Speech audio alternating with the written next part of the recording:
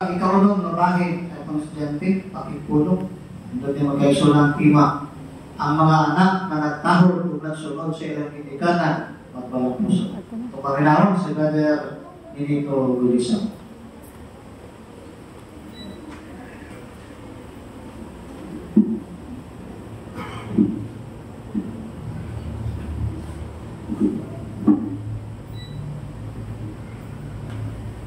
Ang tanan mga bata ko, nangapot nga mga puso. Mukuha sila taas ng edukasyon, kailan yun ako na para mga puso.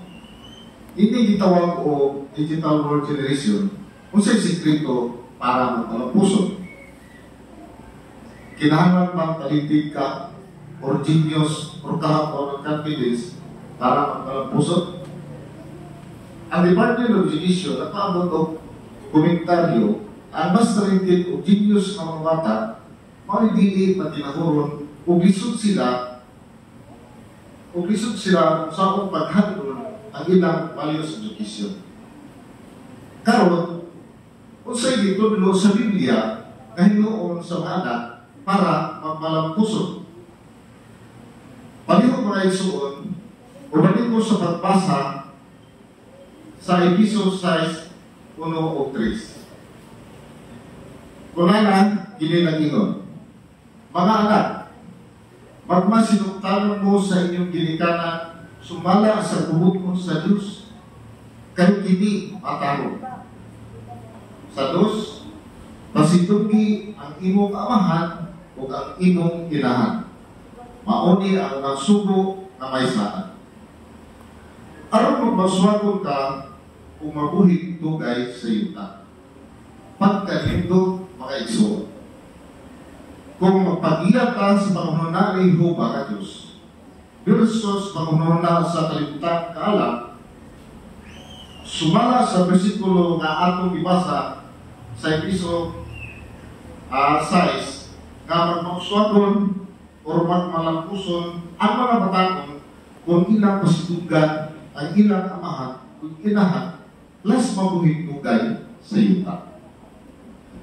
Sa librong Young People Ask, sa pangutana, why I should obey my parents? Tayo sa ka-experience, Stan, na nakita siya 16, nilakaw siya silang palay, kaya gusto niya makahigala, na madawat niya, isang kung sa iyang buhaton, o gusto niya mapatunan ang mga namatunan sa iyang mga higala.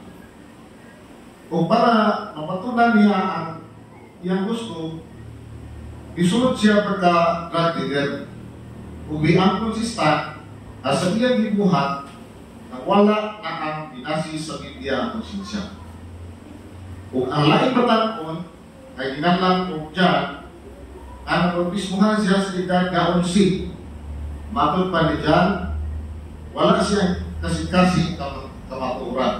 Basta na lang na nagpapautismo siya. Nagpapautismo lang siya kay mauna ang ginahon sa iyang ating kanan. Pag-high school niya, nahimo na siya kumain o hilig na siya mga rock music. Maoy, naghatag niya bad influence. Influence siya shopping, na-meet niya dito sa beach ang mga batakon nga wala mangyari sa prinsipyo sa Biblia. O sa nagtungat-o, digamit na po siya utang. O martod pa rin dyan, nagubaan akong kinabuhi kay isupat ako ang akong ginikanan. So, sa mga batakon na naminaw karon, kung sa mga prinsipyo sa Biblia, ang ikinahanglan dyan, buksan. Mga igsoon, pali na po ko sa magbasa sa Proverbio 1:8 at 9. Kung anak, hindi na inon.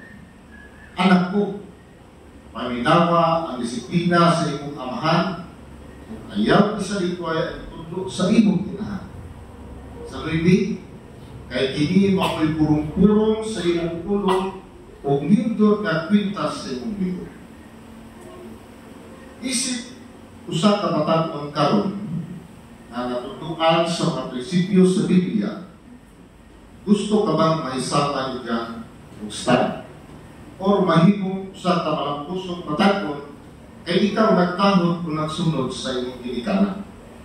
Kung oo ang imong tubag, imong gipalipay ang imong mga ginikanan ug labaw sa tanan ang dakong maglalakal na si Jehovah.